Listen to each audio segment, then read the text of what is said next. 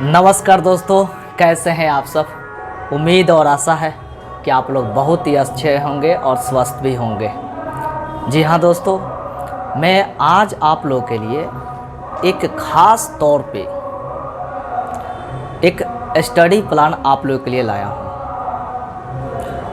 Video आप last तक ज़रूर देखेंगे, आपको ज़रूर इस वीडियो से फ़ायदा होगा। बात यह है भाई कि बिहार एसएससी की वैकेंसी आ चुकी है और उसकी बिहार एसएससी वैकेंसी जो इंटर स्तरीय लेवल की वैकेंसी जो आ चुकी है 11,098 पद की, है ना। बात उसी की हो रही है। बात यह है साथी कि वैकेंसी तो आ चुकी है और मार्केट में एक हवा अलग से बन चुका है कि इतने कम समय में, जी हाँ कम समय की बात यह है कि आपकी जो परीक्षाएं होने वाली है वो आपके दिसंबर के लास्ट में या जनवरी में शुरू होने की एक संभावना बताई गई है। और इसको हम सब जितने भी विद्यार्थी हैं इसको एक सही मानकर एक रणनीति के साथ, एक बढ़िया स्टडी प्लान के साथ हम लोग इसको तैयारी करें। तो बात साफ होती है कि इतने कम समय में, यानी मोटा मोटी समय कितनी है, 4 से 5 मंथ, इस कम समय में हम लोग को क्या पढ़ना है और क्या छोड़ना है, इस पे सबसे पहले विचार होनी चाहिए। क्योंकि मार्केट में इसका अलग से बातें चल रही हैं और बहुत सारे यूट्यूब चैनल, बहुत सारे ऑनलाइन टीचर हैं, इसके लिए बैच पे बैच दिए जा रहे हैं, 200 में, 300, 400, 500 में। अच्छी बात है, बैच दीजिए, जिसको जरूरत होगा पढ़ेगा, ठीक है। लेकिन उस पढ़ाई के साथ साथ आपको एक बेहतर रणनीति भी होनी चाहिए, जो कि ज़रूरी है आपको जान लेना। अगर आप नहीं जानते हैं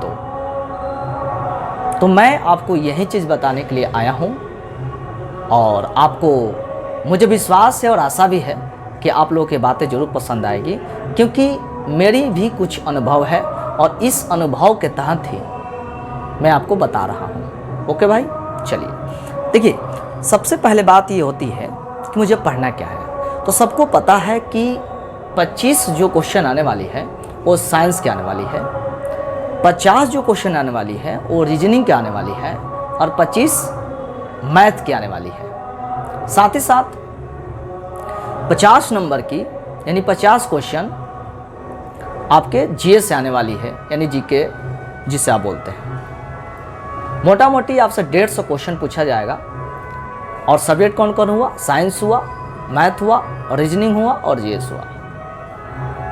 आप लोगों को सबको पता होगा इसका सिलेबस क्या है और सिलेबस के अकॉर्डिंग आप लोग पढ़ भी रहे होंगे बढ़िया ढंग से और पढ़ना भी होगा, है कि ना। देखिए दोस्तों, बात ये होती है कि आपको कम समय में क्या पढ़ना है।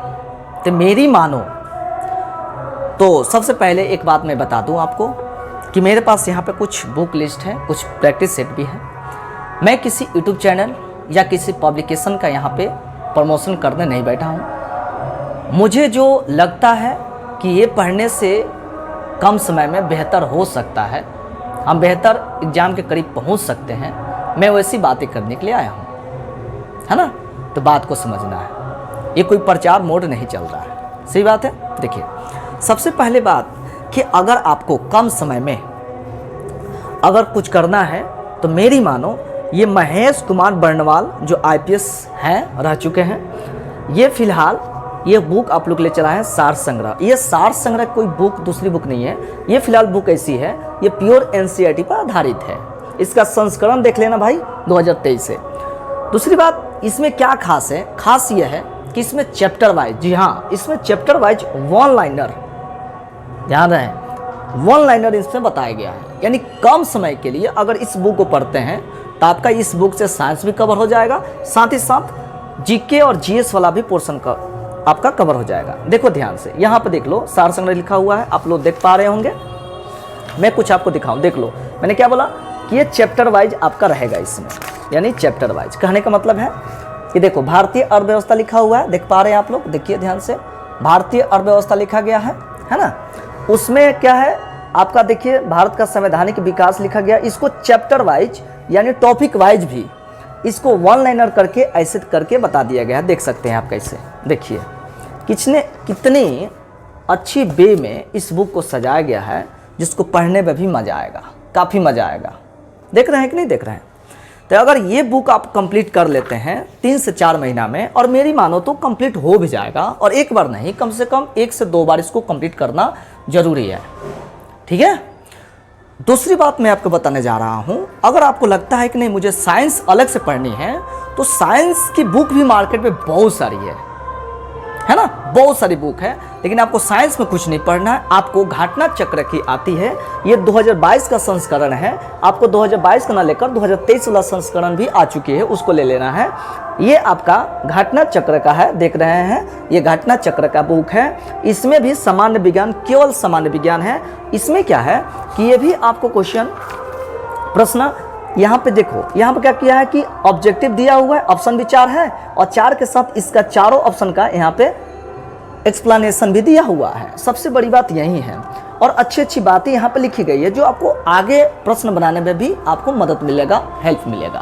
बात समझ गए ना, इस बात को ध्यान रखना है। तो ये साइंस के लिए आपके मेरे हिसाब से बेहतर रहेगा बुक, ये घटना चक्र। ओके जी, आगे हम बात करें, अगर इसके अलावा ये जीके के लिए और साइंस के लिए ये 2 बुक फिलहाल के लिए सफिशिएंट है, और इससे अगर कंप्लीट कर लेते हो तो मेरी मानो आपका नैया पार हो जाएगी, ठीक है। दूसरी बात यह है कि अगर इसके अलावा कुछ जीके बढ़िया करना चाहते हो और बेहतर करना चाहते हो, तो देखिए एक बुक मेरे पास आया हुआ है। ये बुक क्या है, रोजगार विद अंकित भाटी का है, ये यूट्यूब चैनल सर का है। इसमें क्या है कि स्टैटिक जीके के नाम से, ये स्टैटिक जीके के नाम से प्योर इन्होंने तैयार किया हुआ है, अंकित भाटी सर, यहाँ पे लिखा हुआ है, इनका फोटो लगा हुआ है, वैसे लोग जानते होंगे इस बुक के बारे में। इस बुक की खासियत क्या रहने वाली है दोस्तों, इस बुक की खासियत ये रहने वाली है कि इसमें आज तक जितने भी करेंट अफेयर से रिलेटेड जितने भी स्टैटिक बन पाया है वो इसमें लिख दिया गया है, वो भी चैप्टर वाइज, ठीक है, और टॉपिक वाइज। देखो इंडेक्स में देख पा रहे होंगे, लिखा है भारतीय लोक नृत्य, शास्त्रीय नृत्य और कलाकार, ये इससे जितने भी स्टैटिक बन पाया वो सबको लिखे हुए हैं। साथ ही साथ इस बुक में बहुत इसमें कंटेंट है, ये पतली बुक है, देख लो बहुत पतली बुक है, लेकिन इसमें कंटेंट बहुत अच्छी भरी गई है ना। अगर इसके अलावा, इस बुक के अलावा और आपको जीके पढ़ना है तो ये बुक दोनों कंप्लीट कर लो, आपका 100%, क्योंकि मैं भी बिहार एसएससी का फॉर्म डालने वाला हूँ, मैं भी इस बुक को पढ़ूंगा, ये तो श्योर है ना। मैं आपका स्टडी प्लान, मैं खुद का अपना स्टडी प्लान आपको बता रहा हूँ, है कि नहीं है, ठीक है। इसको कवर करेंगे, ये बहुत अच्छी बुक है, जो लोग लिए होंगे वो जानते होंगे, है ना, बहुत अच्छी बुक है। भारत के प्रमुख अनुसंधान केंद्र, देखो इसके बारे में A to Z लिख दिया गया है, और इतना पढ़ ले तक काम आपका हो जाएगा। इस कम समय में आपको मैं वो बताने की कोशिश कर रहा हूँ जहाँ से आपकी काम में कम समय में निपट जाए और बढ़िया स्कोर कर पाए। ये तो हो गई मोटा मोटी आपकी क्या हो गई, पढ़ने की। अब बात आती है पढ़ने से सिलेक्शन नहीं होता है भाई, पढ़ने से सिलेक्शन होता तो पढ़ लिख के आदमी सिलेक्शन ले लेता। पढ़ने के साथ साथ आपको प्रैक्टिस भी लगाना जरूरी है, प्रैक्टिस भी करना जरूरी है भाई साहब, है कि ना। तो देखो यहाँ पे क्या है कि अभी फिलहाल 2 दिन पहले रुक्मिणी प्रकाशन से BSSC इंटर स्तरीय संयुक्त प्रतियोगिता परीक्षा क्वेश्चन बैंक 2011 से लेकर 2022 तक, यानी आज तक जितने भी इंटर स्तरीय जो भी एग्जामिनेशन हुई है बिहार में, वो सारा का सारा क्वेश्चन इसमें क्वेश्चन बैंक के नाम से इसमें डाल दिया गया है, ठीक है। तो ये पढ़ने के बाद आपको प्रत्येक दिन नहीं लगाना है, इस बात को ध्यान रखना, प्रत्येक दिन सेट नहीं ले, क्योंकि इसमें 12 गो सेट है। आपको एक सप्ताह में किसी दिन, जिस दिन को आप मानते हो कि मेरे लिए मंगलवार बढ़िया होता है, मेरे लिए बुधवार बढ़िया होता है, मेरे लिए संडे बढ़िया होता है, या मेरे लिए सैटरडे बढ़िया होता है, उस दिन आप एक सेट लगाओ और कंप्लीट इसका डिटेल्स एक्सप्लेनेशन भी देख लो। इससे क्या हो जाएगा भाई कि आप पढ़े हो ना, तो आपको यहाँ पे आपकी अपनी औकात पता चलेगी कि हम कहाँ हैं और मुझे कहाँ तक जाना है कि नहीं। तो इसको करना है सप्ताह में एक बार, एक सेट लगाना है, यानी हो जाएगा आपका। और जब एग्जाम करीब आ जाएगा तो 2 भी लगा लेना, क्या दिक्कत है ना। लेकिन अगर एक कर पा रहे हो तो एक ही करो, है ना, 2 नहीं हो रहा तो मत करो, क्योंकि सेट लगाना से बेहतर है कि सेट को आप इसको रिवाइज भी करो। साथ ही साथ जो भी आप इसको बना रहे हो उसका एक्सप्लेनेशन जो पीछे दिया रहता है उसको देखना बहुत ज़रूरी होता है, क्योंकि एक क्वेश्चन के अलावा बहुत सारे क्वेश्चन का यहाँ पे बातें लिखी रहती है। और इस बुक की ये खासियत है ना, इस खासियत है, इसीलिए इस बुक को सबसे ज़्यादा लोग पसंद करते हैं, मैं भी पसंद करता हूँ, मेरा पर्सनल ओपिनियन है। ओके जी। उसके बाद रह गई कि आप जब सेट बनाना ना, क्योंकि ये जो बिहार एसएससी का जो एग्जामिनेशन होने वाली है ना दोस्तों, ये आपका ऑनलाइन नहीं होने वाली है, ये ऑफलाइन होने वाली है, ये सबको बात पता भी है। तो आपको ऑनलाइन होने वाली है ना, तो एक छोटा सा मैं आपको एक चीज़ बताऊंगा कि आप इस तरह के आप OMR सीट भी ले लेना। इसमें क्या करना ना कि जब आप आंसर बनाओगे ना, जब क्वेश्चन बनाओगे ना, प्रश्न बनाओगे, तो उसका आंसर आप यहाँ से टिक करना, क्योंकि ये भी प्रैक्टिस होना आपके लिए अति आवश्यक है। क्योंकि बहुत सारे लोग सब चीज़ सही करने के बाद इसको गलत भर देते हैं, यानी पेन को सरका देंगे इधर उधर, तो क्या हो जाएगा, वो मशीनें नहीं काउंट कर पाएगी आपकी स्कोर को, तो दिखते प्रॉब्लम आ सकती है। इसलिए स्टार्टिंग से ही आपको क्या करना होगा, इसमें आपको एकदम बढ़िया ढंग से इसको पहले भरने का तरीका सीखना होगा, और बाकी जो भी रोल नंबर रोल को जो भी भरवाता है उसको बेहतर से बेहतर आपको करके ही जाना होगा यहाँ से, वहाँ पे कोई प्रॉब्लम इसके वजह से खड़ी ना हो जाए। सही है ना। तो आपको क्वेश्चन बनाना है और इसमें इसको लिखना, ऐसे नहीं करना है क्या कि फोटोकॉपी कराकर या बुक में ही आप टिक लगाते चलो, ऐसा नहीं करना है। आंसर आया, आंसर को यहाँ पे आपको मार्क करना है, यहाँ पे रंगना है ना, ब्लू या ब्लैक पेन जो बताया जाता है एग्जामिनेशन के लिए। ठीक है दोस्तों, इतना आपको करना है फिलहाल। अब बातें हो जाती है कि यहाँ पे तो आपकी स्टडी प्लान भी बता दिया मैं, प्रैक्टिस भी बता दिया मैं, आपको कैसे पढ़ना है और कैसे सेट लगाना है, क्या करना है, A to Z बातें यहाँ पे क्लियर हो गई।